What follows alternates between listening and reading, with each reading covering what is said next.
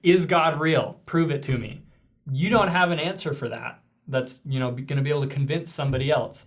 Sometimes you just have to say, look, this is what I believe, and you can believe what you want to believe. That's cool. We can still be friends and, go watch Bill and Ted together.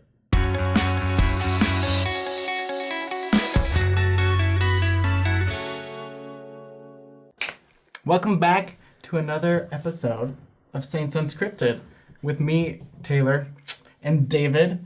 And David, I just need to say, it's so good to have you back in here. Why, thank you, Taylor. I love Justin to death, but we need some more voices, some more opinions. We haven't done many episodes together. Normally he's behind the camera for the Faith and Belief series. Yeah, that's the only time I see you. But I'm glad you're in front of the camera now more. And I don't ever get to add anything to Faith and Beliefs. Now's your chance. I know. Because today we're talking about faith and beliefs. Recently on Instagram, we sent out an inquiry for your questions that we're going to talk about today. Some of them, there were a lot, so we're not going to get around to all of them. But as much as we would like to. If you don't know what Faith and Beliefs is, so that's the little series that you'll see my face on there. It is the scripted part of Saints Unscripted. And whenever somebody points this out in the comment section, I'm going to refer them back to this very line. The episodes for this segment are pretty much totally scripted. I write the scripts and we talk about different things from church history and controversial topics and doctrine.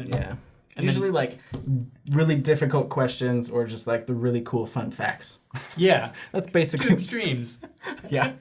And then Taylor's the guy that edits those together, so all of his cool animations and movie references and stuff are just coming out of his brain. It's cool. Yeah. I guess one question that I think a lot of people have that maybe we'll cover before this is I guess this is me setting myself up for this question. Is that weird? You can ask your own question. That's fine. A lot of people are wondering what it's like to be as entrenched, that's a good word, in the controversial aspects of our faith. Yeah. And what's it like? How do you keep your faith? How do you keep a testimony through that? And that kind of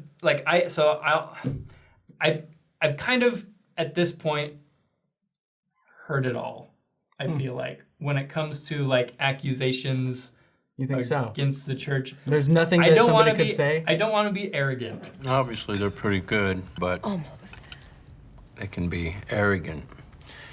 And arrogance can be a big problem.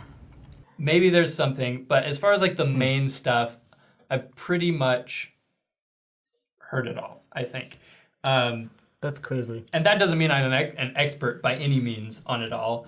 I guess for faith and beliefs, kind of my method is research it, and then I feel like it's really important for me to come to a place where I have worked out the kinks and come to terms with the issue before I can write something to help you guys come to terms with it, right? Because the benefit about your position is you're not just researching all the anti-stuff.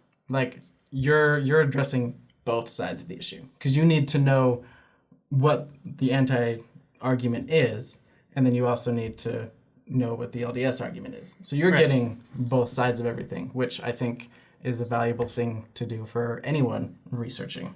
Yeah, and that doesn't mean I'm not biased, right? Obviously, I'm a Latter-day Saint. It's funny because a lot of people... It'd be weird if you weren't biased. Well, a lot of people say, no, I want to hear this from someone who isn't a Latter-day Saint, but, who also isn't, anti-Latter-day Saint. But, then if they, come to a position where they agree with the Latter-day Saints, then a lot of times they'd become a Latter-day Saint, and then they're a Latter-day Saint. And, and then they become biased. And then you don't trust them anymore. Anyways, it's just this weird situation. But when it comes to faith, there are always, two sides, right? Yeah.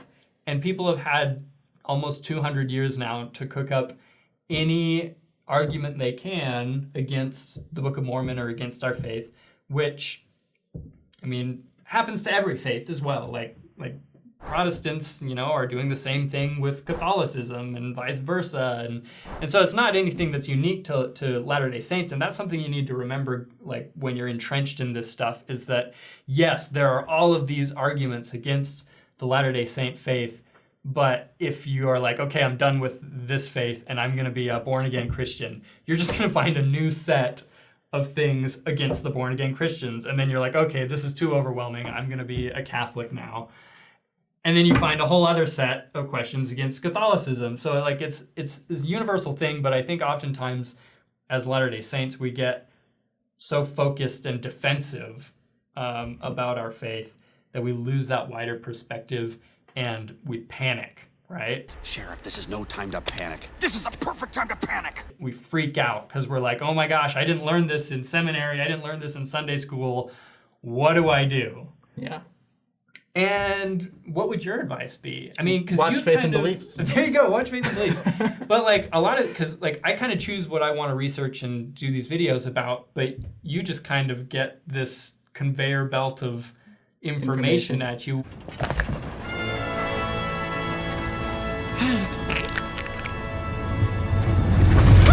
What's it like for you to be thrust into the trenches as well with this stuff? Well, it's because mine's a little bit different because I'm not trying to come up with the arguments themselves. Like, you've already done all that. But that doesn't mean that I'm not doing all the research, because everything that shows up in Faith and Beliefs, like, that's stuff that I had to go and find. And usually you have to pick it up in, like, the darker sides of, at least in the process of looking for the material, you come across all the same arguments and all the same things. But I think for me, it's just I take everything with a grain of salt. Even the super biased church sources I take with a grain of salt, because I know that at some point somebody always embellishes something, whether for good or bad. And I know my relationship with God. I understand the way that God works. I feel like I have a pretty good understanding of what kind of a being He is, and I wait. I don't ever come to a conclusion at first. Like, I could come across material, I'm like, but there's probably an answer for that, and I just sort of let it sit on the back burner, and usually I am able to come to grips with it in a way that is healthy. Yeah. Like, I accept that it happened, but it also doesn't mean that God isn't there, that God didn't call this man, that God didn't, direct this work. Because people are flawed, they make a lot of mistakes, and that's all God has to work with. And I'm sure He wouldn't have written world history the way that it turned out, but that's the way that it turned out. And I think that's more of our fault than it is God's. So yeah, it's also interesting. Just like, well, if you have the paradigm of like leaders can be flawed and still be called of God, like that takes care of honestly 75% of all of the qualms that people have about the church. But it's also interesting how many things that like people are like, Latter-day Saints, gotcha. But then like the same thing happens in the Bible, and you're like, wait a minute. What's going on here? Like, there's some bias going on here. Because, like, for instance, like, we did the episode on, Mark Hoffman and the Salamander letter.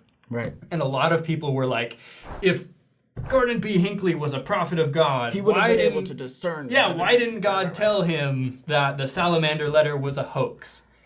And I thought about that, and I was like, it's important to understand where people are coming from. And obviously, people with that question are coming from a perspective where their paradigm and expectations of a prophet are different than what our expectations of a prophet are.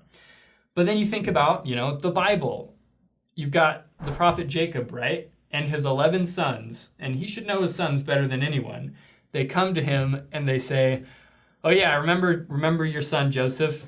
He got eaten by an animal, and here's his coat. And so you could say the same, and what does Jacob do? How does he respond? He says, oh, my son's been eaten by a wolf or whatever. Like, he's totally convinced that these people, his own sons, are telling the truth. Yeah. And he doesn't, like, and you ask yourself, if Jacob was a prophet, why didn't God tell him that his own sons were lying to him and that Joseph was alive? And or just even like in the case of Isaac, when he gave the birthright to Jacob, like all Jacob did was just wear fur on his head, and somehow Isaac was convinced that was his hairier son. Like, don't you know your children? Just things like that where you're like, okay. I think that, I don't know. I do feel like, again, every religion has those arguments against them. I do feel like we take an disproportionate amount of flack for our beliefs, which I find interesting because, like, when you think about our doctrine, the worst that we can tell you from an eternal perspective is, oh, you're going to end up in a kingdom of heaven and be happy. Bummer. And then we get all this flack for all these other aspects of our history and we're stuff. so evil. Which is fine, like, you can do that, like, you've got your views and stuff, but, like, then you've got, these other people, and I'm not going to name names because every religion is different, and I don't want people to feel bad and stuff, but, like, you've got faiths that are like, if you don't believe this stuff, you're going to suffer in hell for eternity. Yeah. Even if you were just mistakenly misled. Yeah, and you're just like, but if you don't, like, and they're fine, but, like, we get all this crap for, like, believing that people are going to be... Anyways, it's just, like, you need a broader perspective on some of these things, and when you look at our doctrines, I think we get caught up so much in these little issues, or even bigger issues in church history, that we forget just how marvelous and beautiful our doctrines are. They're so amazing when you look at them and you compare them with, what other options are out there. And that's not to say that other people don't have great doctrines and stuff, but for me at least, I just feel that there was a question on here. Let's address some of these questions. This is from Pente Saint. I don't know how to pronounce it, but they put in the question, if you weren't a Latter-day Saint, what faith would you be? And if I think about that, like, that's a great question, because understanding our doctrines and then looking what else is out there, like, I don't see anything that really resonates with me as far as the differences go. The similarities, like Jesus Christ, we all believe in Jesus Christ, that's awesome. But as far as the things we get different, that we're different on, Latter-day Saint doctrine is where it's at for me. I know. If I wasn't a Latter-day Saint, like, I would have to be completely atheist. Guys, welcome to Three Mormons. We've got our friend George on the show, and George is an atheist. Hello. Like, I would have to just abandon everything, because I've had so many experiences with God that have brought me to conclusions about Latter-day Saint doctrine, or things in the Latter-day Saint doctrine that taught me about experiences that I was having and that completely made sense. If it turned out that that wasn't real, then I would have to come to the conclusion that it was all in my head, that it was all made up, and that there is no God, that there is no anything. Like, I would have no choice, because of the experiences that I've had in the church that have been so powerful and so, I don't know, faith confirming. Yeah, it reminds me of the question that Christ poses to his disciples in the New Testament. Will ye also go away? Right? And Peter says something that resonates with me so much. Lord, to whom shall we go? Thou hast the words of eternal life. But anyways, obviously, those are our opinions on it, and we, of course, respect those of other faiths. What other questions do we have on here? We've done a few videos on Brigham Young related things. Do you believe that the discourses of Brigham Young are doctrine, and if not, why? This might be like a fringe response, but it honestly, and it's going to sound like I'm maybe a Jack Mormon a little bit, but almost any prophet at any given time, things that they said may or may not have had cultural influence, right? Yeah. And there's always inspiration there, and God calls his prophets, and they do exactly what he needs them to do in the time that they're called. But I do also believe that sometimes Latter-day Saint leaders, Brigham Young particularly, can say things that are definitely not from God. And that doesn't mean that they're a false prophet, and it doesn't mean that God is going to annihilate them and, replace them. Yeah. It It just means that that is not a big enough issue right now. The things that I need Brigham Young for are bigger than this statement he made in a single discourse. So again, it goes back to the grain of salt. You just got to take things that Brigham Young said with a grain of salt and be like, well, nothing else in Latter-day Saint doctrine reflects this at all. So that's probably, probably just a weird opinion. And you have to, this is a good question, because obviously, okay, so is everything in the Journal of Discourses doctrine? Obviously not. No. We've talked about that. We've talked about blood atonement, and we've referenced the Journal of Discourses, and then we've talked about church's responses to some of these things.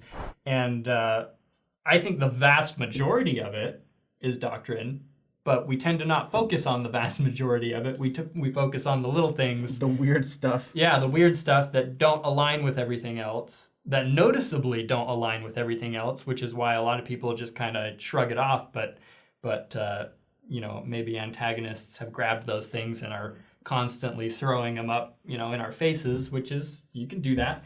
I think what matters the most, what God cares about the most, is like the central teachings of Jesus Christ. Right. Like, is this prophet teaching true doctrine about the Lord Jesus Christ? Did he come? Did he save us? Did he suffer? Did he die? Was he resurrected? Do we have to have faith? Do we have to repent? Like, all those things are really what God truly cares about, and the rest are like bonuses, or just ignore that. And again, it goes back to what your paradigm is of a prophet. We've done faith and beliefs episodes on this. If you think that a prophet has to be perfect and that God's never going to allow them to make a incorrect statement, then this is going to be a problem for you. But if that's not your paradigm, then you're going to be fine. And if you go to Brigham Young, there are times when he says, and I'll find these quotes for you, and we can put them in as B-roll, but there are times where he says, yeah, I've said things incorrectly. And there you go. Done. Okay, so another question from Huffleshucks. That's a wonderful name. How do you respond to the rumored laws Joseph Smith broke? We did episodes about these. We've done them about his 1828 court trial. We'll put a thumbnail up. Is that Josiah Stoll? Yes, Josiah Stoll. And then there's also one that probably applies to Kirtland's Safety Society, which we'll also throw an episode up for. Honestly, it doesn't super bother me. In general, it goes back, if you expect God's prophets to all be perfect and live perfect lives, this is the wrong place for you. Yeah, and in a lot of cases, and that's okay. And in a lot of cases, he's trying to keep the laws, and obviously the law was not exactly impartial towards him, as it wasn't towards Jesus either. But another question. How do you not get the negative and controversial things get in your head? And that's by Natsuki Footy Mason. These names are just cracking me up. Yeah. I think patience is really important. Patience, my love. And it's okay to have questions. It's okay to, not know the answer. I mean, I think ever since I was a missionary, I've had controversial things sitting in the back of my head. But you don't let that determine your actions. You don't let that determine whether or not you have faith. Like, you base faith off of, your experiences with God. And like Jeffrey R. Holland always says, lead with your faith, Yeah. And those issues, you keep them on the back burner, and eventually you actually you can get them resolved. Yeah, or sometimes you don't. But also remember that, no matter where you are, you're going to have a set of these controversial issues. Like, if I'm in another faith, a controversial issue for me is going to be, why do I believe that 2/3 of humanity are going to an eternal hell, And that's going to be a heavier question on my mind than, Joseph Smith's. Why did Joseph Smith dig for money? Yeah. Anyways, but they're all valid questions, right? And that leads to another question. What do you do when you can't answer an anti-Mormon's accusation? That's from Watts Joseph 92. I think it is so important. Again, in our faith, we can say, you don't have to believe what we believe, and we still think you can be happy and you're not going to suffer for eternity. And that empowers me to be super okay with not being able to answer questions from antagonists. But that said, it is super important also, and I think this is also something that our faith allows us to do, to disagree without being disagreeable. Yeah.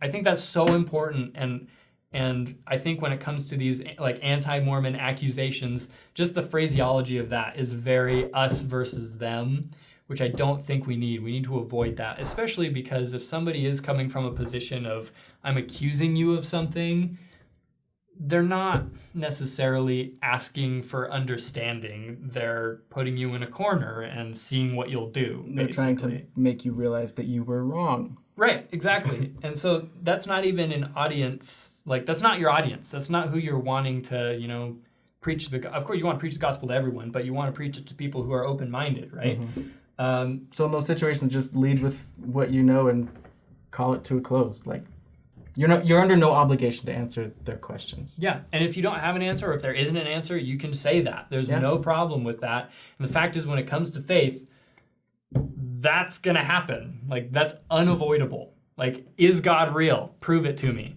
You don't have an answer for that. That's, you know, gonna be able to convince somebody else. Sometimes you just have to say, look, this is what I believe, and you can believe what you want to believe. That's cool. We can still be friends, and you know, go watch Bill and Ted together. Excellent! Heck yeah. Sounds like a good time. Yeah, there's a lot more stuff we didn't get to. A lot of great questions on here. Maybe we'll do another episode in the future. Yeah, I would certainly enjoy doing another episode, answering more questions specifically, spending more time on them. So if you guys would like to see something like that, let us know. And if you have further questions, just let us know in the comments, and maybe we'll jump into the comments and see what we can do there for you. But also follow us on Instagram just in case we do post another one of these, because this is where we get the questions from, is from the Instagram feed. Right. So if you want to submit a question, that's the place to go. Cool. Right on. Well, goodbye. Anything else? No. Okay.